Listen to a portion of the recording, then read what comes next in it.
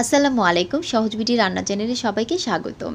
আজ শেয়ার করব আপনাদের সঙ্গে তালের একটা রেসিপি, তালের বড়া। তাল দিয়ে যতগুলো রেসিপি করা হয় তার মধ্যে তালের বড়াটা সবচাইতে পপুলার।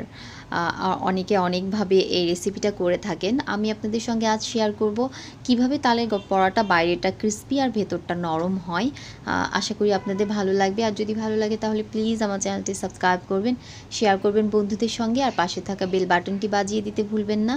তাহলে আমার আপলোড করা যে কোনো ভিডিও সবার আগে পৌঁছে যাবে আপনার কাছে।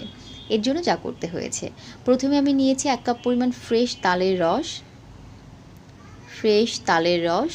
এতে আমি মিশিয়ে দিব হাফ কাপ পরিমাণ পাউডার সুগার। আমি চিনিটাকে ব্লেন্ডারে ব্লেন্ড করে নিয়েছি।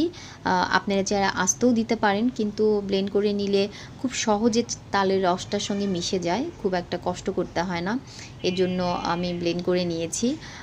এরপর নেড়ে চেড়ে যখন তালের রসটা চিনির সঙ্গে এভাবে মিশে যাবে, এতে দিয়ে দিব চালের গুঁড়া। পিঠাটাকে ক্রিস্পি করার জন্য অবশ্যই চালের গুঁড়া দিতে হবে। আমি এখানে ঘরেই তৈরি করেছি চালের গুঁড়া, ভেজা চালের গুঁড়া। আপনারা যদি বাজার থেকে কেনা শুকনো চালের গুঁড়া নেন, তাহলে পিঠাটাকে ফোলানোর জন্য হাফ চা চামচ পরিমাণ বেকিং সোডা দিতে পারেন। আমি যেহেতু ঘরে করেছি, এখানে কোনো বেকিং সোডার প্রয়োজন হবে না। দিয়ে দিচ্ছি 1/4 কাপ পরিমাণ সুজি। এটা ভেতরের অংশটা সফট হওয়ার জন্য সুজিটা দেয়া হয়। আর দিয়ে দিচ্ছি 1/3 কাপ পরিমাণ নারকেল কুড়ানোটা তালের বড়ার টেস্টটা আরও বাড়িয়ে দেয়। আর দিয়ে দিচ্ছি 1 পিঞ্চ পরিমাণ লবণটা আপনার পিঠার মিষ্টিটাকে ব্যালেন্স করে। এরপরে সবগুলো উপকরণ একসঙ্গে মিশিয়ে নিতে হবে, খুব ভালো করে মিশিয়ে নিতে হবে। এবং ব্যাটারটা এমন হবে যেন হাত দিয়ে একটা শেপ করা যায়। আপনারা দেখতেই পাচ্ছেন কেমন হবে। এমন হবে, একটু শক্ত শক্ত, খুব একটা নরম না, এরকম হবে। এরকম যেন হাত দিয়ে শেপ করা যায়। এরপরে ব্যাটারটাকে 10 থেকে 15 মিনিট রেস্টে রেখে দিতে হবে, যেন চালের গুঁড়া আর সুজিটা ফুলে ওঠে। তাহলেই পিঠাটা খুব সুন্দর ফুলবে।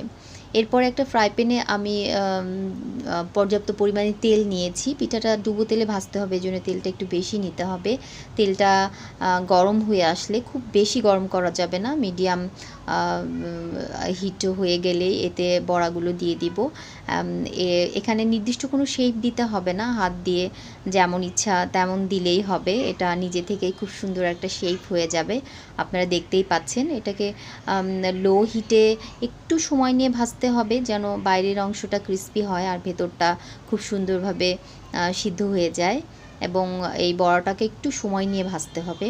আপনারা দেখতেই পাচ্ছেন খুব সুন্দরভাবে ফুলে উঠেছে এবং কালারটাও খুব সুন্দর এসেছে। স্পেশালি তালের বড়ার কালার আর গন্ধটাই আমার কাছে বেশি ভালো লাগে। আপনারা ট্রাই করে দেখবেন, ভালো লাগবে।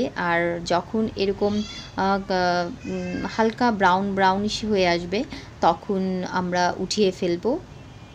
উঠিয়ে একটা কিচেন টিস্যুর উপর রেখে দিতে হবে।